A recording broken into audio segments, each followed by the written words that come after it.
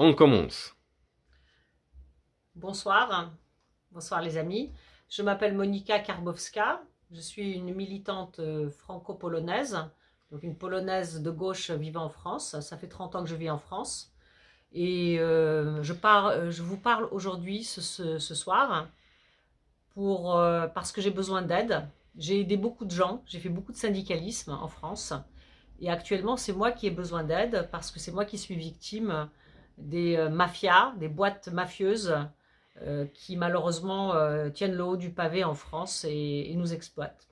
Voilà, je vais vous raconter rapidement ce qui se passe, l'endroit où je travaille, l'entreprise qui est mise en cause et l'aide dont j'ai besoin. Depuis 6 ans, depuis 2015, 2016 plus exactement, je travaille dans la sécurité incendie pour payer mon loyer, mes factures, voilà, on est tous au même niveau, le chômage en France, etc., etc. Malgré le fait que j'ai des diplômes, je suis obligée de bosser dans des boulots alimentaires pour pouvoir vivre et faire des activités militantes. Donc en fait, je suis agent de sécurité incendie, dit SIAP 1, et je travaille depuis 2016. J'ai été embauchée dans une entreprise qui était une entreprise de légionnaires, bon voilà, hein, comme beaucoup de boîtes de sécurité, c'était ce genre de truc. Mais j'ai travaillé sur un site qui est un HLM appartenant à la régie immobilière de la ville de Paris et dont le PC de sécurité est situé au 170 rue Nationale.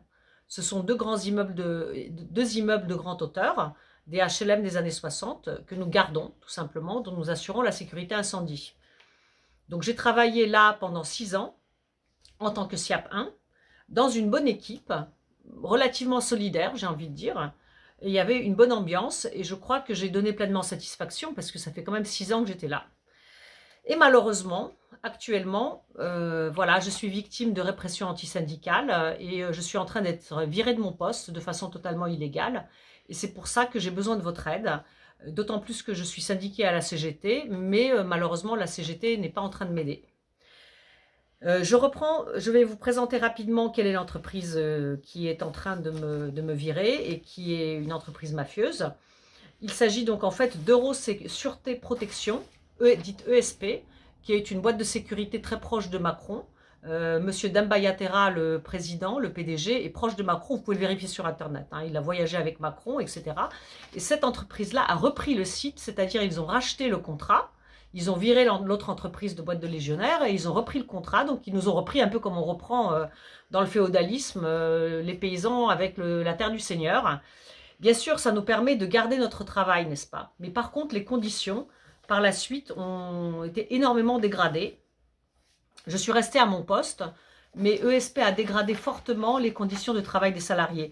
Je ne vais pas vous faire un dessin, mais je vais juste vous faire rapidement part de la façon dont la situation s'est dégradée et qui a mené au fait que j'ai fait des luttes syndicales et je suis actuellement réprimée pour mes activités syndicales.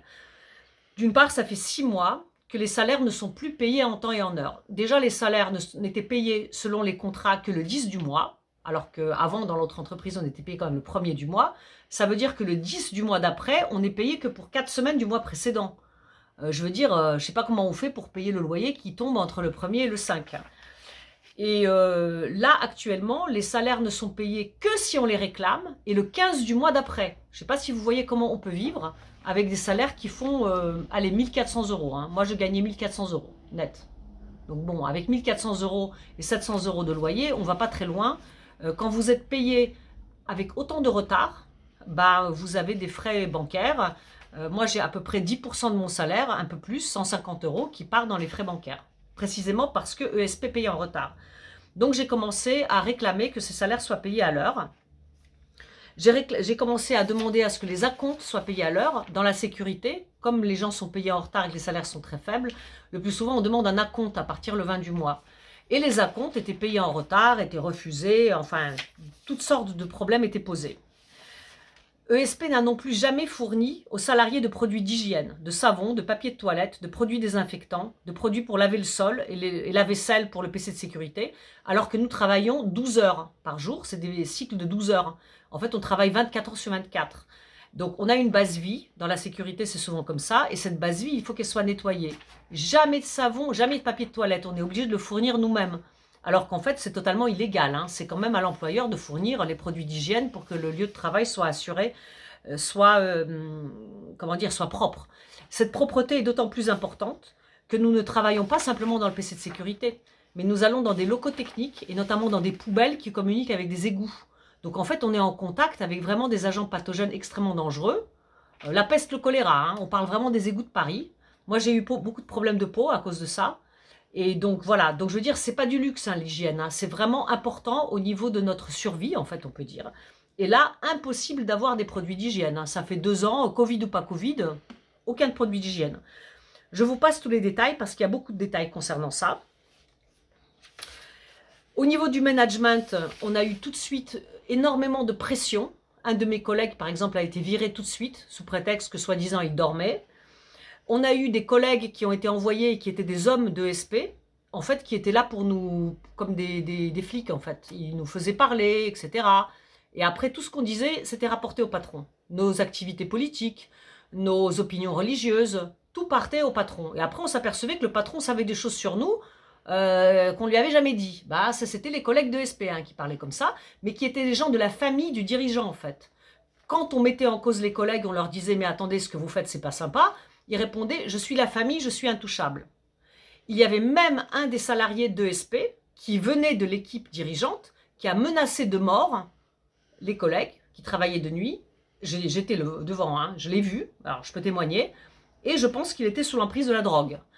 Donc je veux dire, au niveau de la... Il s'agit quand même de la sécurité incendie, je ne sais pas si vous voyez. Il s'agit quand même d'assurer la sécurité de 2 immeubles dans lesquels vivent 500 personnes. Donc c'est pas de la blague, hein, on n'est pas en train de vendre des cacahuètes, quoi. On est vraiment en train d'assurer quelque chose d'important.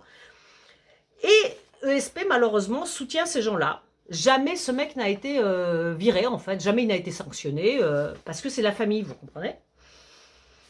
Donc là, c'est d'avoir toute cette situation. J'ai contacté la CGT du 13e, l'union locale du 13e arrondissement.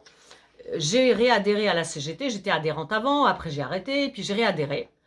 Et on a conclu qu'il fallait faire une action syndicale. Et notamment, nous avons fait un tract.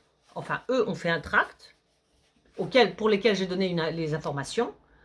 Et ce tract, que je vous montre là, qui était destiné aux locataires des immeubles, a été distribué dans les boîtes aux lettres par la CGT. Le but était de les alerter sur la dégradation des conditions de travail de l'équipe de SIAP qui assure la sécurité incendie des immeubles. Et notamment, moi par exemple, je me suis beaucoup investie dans mon travail parce que j'ai accepté de faire 3 commissions de sécurité avec la préfecture. Et vous savez, assister à une commission de sécurité pour un immeuble de ce type, c'est comme un examen pour un salarié. C'est extrêmement stressant parce que la commission de sécurité, à juste titre, elle est très sévère et c'est normal. Donc moi, pour la boîte, etc., pour avoir de bonnes relations, j'ai accepté ça, alors que la boîte, aujourd'hui, m'est en train de me licencier de mon poste de façon abusive. Voilà, donc il y a eu ce tract qui est très, je veux dire, très quelconque, hein. Les salariés veulent continuer à exercer le travail de façon professionnelle. Il ne met pas du tout en cause, il ne raconte même pas tout ce que je vous ai raconté. Il dit juste, ça serait bien que ça soit mieux, quoi, quand même, hein, parce que quand même, ne pas payer les salaires en temps et en heure, c'est un peu la base. Donc voilà, il y a eu ce tract. Et moi, donc voilà, ça c'était à l'automne, octobre-novembre. Et qu'est-ce qui se passe aujourd'hui pour moi? C'est là où j'ai besoin de votre aide. C'est que j'ai reçu ce petit mot-là. Alors, pendant que j'étais en vacances, à Noël, voilà, dans mon pays d'origine, et que j'étais aussi en arrêt maladie une semaine, j'ai été virée de mon poste, c'est-à-dire j'ai été virée de mon PC de sécurité, j'ai été déplacée dans une zone industrielle au fin fond du 91, où d'ailleurs je ne peux pas me rendre, donc parce qu'il n'y a pas de transport en commun. Donc en fait, ESP sait très bien que je ne peux pas me rendre là-bas, et ça veut dire qu'en fait, ils sont en train de me pousser dehors, de me pousser à la démission, ce qui est illégal, c'est une forme de harcèlement. J'ai reçu donc une convocation pour un entretien préalable en vue d'une sanction disciplinaire. Je vais vous lire 2 phrases parce qu'elles sont magnifiques. Elles sont emblématiques de la façon dont on traite les citoyens en France et les salariés en particulier. En date du 10 novembre 2022, le client nous a remonté un signalement mettant en cause votre comportement. Il n'est pas question de faute professionnelle, c'est un signalement mettant en cause quelque chose. On ne sait pas ce que c'est, quoi. Il n'y a pas de problème, on ne sait pas, c'est vague. Mais par contre, au regard des faits qui nous ont été remontés, je vous informe que nous envisageons de prendre à votre égard une sanction disciplinaire. C'est-à-dire, on me sanctionne sans que la faute ait été caractérisée. C'est totalement illégal, d'autant plus que la mutation disciplinaire vers un autre site, avant l'entretien disciplinaire, est totalement illégale dans le droit de travail français. Et donc, je souhaiterais vous entendre, en présence de votre responsable d'exploitation, concernant les faits qui vous sont reprochés. Alors, je ne peux pas me répondre, hein. Moi je ne peux pas me défendre. Je dois juste écouter ce qui m'est reproché, mais me défendre, ça n'existe pas. Et je suis donc convoquée le lundi 9 janvier 2023 à 11 h dans les locaux de cette entreprise, au 6 rue Jean-Pierre Timbaud à Montigny-le-Bretonneux. C'est loin hein, quand même, hein. Pour moi c'est loin. Et c'est signé par Madame Cissé Terra, directrice des ressources humaines. Je voulais juste signaler que l'entreprise ESP Sécurité a des problèmes. Nous savons qu'elle a fusionné avec une autre boîte et plus probablement, elle a été reprise par une autre boîte. Elle est probablement en faillite. C'est bien pour ça que les salaires ne sont pas payés. Nous savons que les 2 dirigeants sont partis au Sénégal. Ça, nous le savons de source sûre. Nous aussi, hein, on a nos informations. Voilà, donc j'ai contacté la CGT pour lui demander de l'aide. Malheureusement, la CGT du 13e a dit qu'elle n'avait pas le temps de s'occuper de mon dossier. J'ai été quand même très déçue. J'ai vraiment besoin de votre aide. J'ai aidé beaucoup de personnes. En tant que militante polonaise, j'ai aidé des Polonais. Mais j'ai aussi assuré beaucoup de réseaux de solidarité en France avec des Français et de personnes d'autres nationalités. Je demande, et c'est mon appel à vous, pouvez-vous contacter des syndicalistes qui peuvent m'aider à m'accompagner à cet entretien, m'accompagner aussi juridiquement, et surtout dire que c'est totalement illégal de faire ça. Voilà.